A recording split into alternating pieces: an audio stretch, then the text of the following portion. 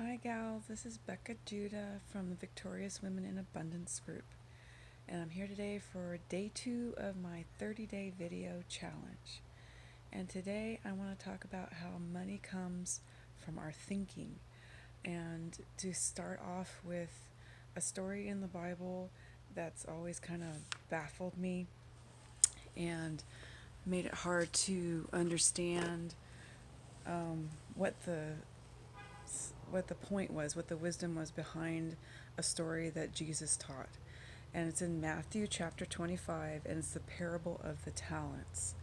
Um, so, again, the kingdom of heaven is like a man traveling into a far country who called his own servants and entrusted his goods to them. To one he gave 5 talents, to another 2, and to another 1, to every man according to his ability. And immediately he took his journey.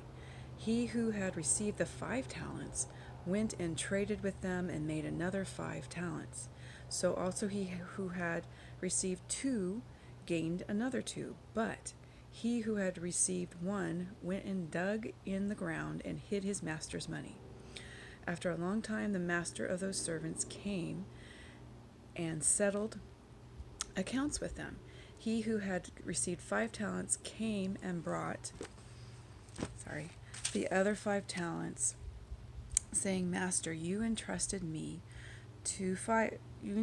me 5 talents. Look, I have gained 5 talents more. His master said to him, Well done, good and faithful servant. You have been faithful over a few things. I will make you ruler over many things. Enter the joy of your master. He who had received 2 talents came and said, Master, you entrusted me with 2 talents. See, I have gained 2 more talents besides them. His master said to him, Well done, you good and faithful servant. You have been faithful over a few things. I will make you ruler over many things. Enter the joy of your master.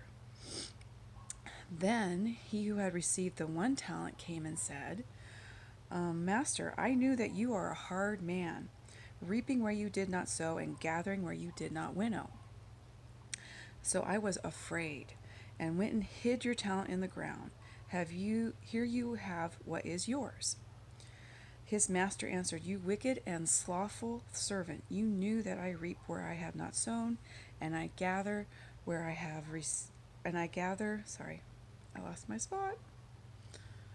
I gather where I have not winnowed. Then you ought to have given my money to the bankers, and at my coming I should have received what was my own with interest. So take the talent from him and give it to him who has 10 talents, for to everyone who has will more be given, and he will have an abundance. But from him who has nothing, even what he has will be taken away. And throw the unprofitable servant into outer darkness, where there will be weeping and gnashing of teeth. And the last part, the third servant that wasn't doing what he was supposed to do with the money that was given him, has always been a hard one for me to figure out. And today it came to me as I was trying to understand my attitude towards money and looking at my paycheck and trying to figure out, okay, my money only goes so far and I have all these bills to pay, and why does it only go so far? And it's my attitude that surrounds money. It's like I pretty much hate my paycheck. I don't like it. And so I have a lot of negative attitudes about money. I don't see it as my friend up to this point, and today it's starting to change because I can see, that it's not gonna come flowing to me if I have such a negative attitude about it.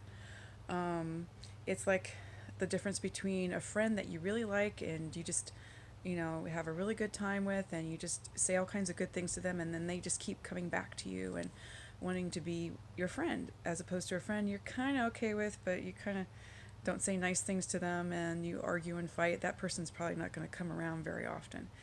And I think that's the difference between a good attitude about money and a bad attitude about money. And so I've been reading Jen Sincero's book about money. and she has like challenges at the end of each of her chapters. And the one I read today really got me thinking. Like, my mindset is I wouldn't have such a bad attitude about money if I had more. My attitude will change once I get more. But the truth is that money will not increase or show up in large amounts until I change my attitude about money. Because money's not good or bad. Money has the value or the quality that we give it. And that's where I had to change my attitude. And she challenges you to have a positive descriptor about money,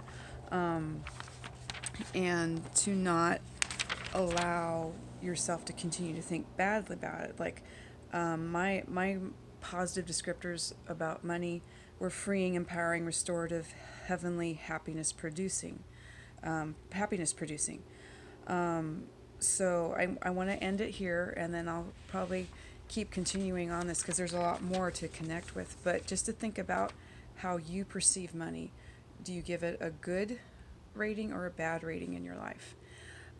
If you like what you hear today, please join my group, Abundance, Abundant Women in, sorry, Victorious Women in Abundance, and I'll see you tomorrow. Thank you. Bye.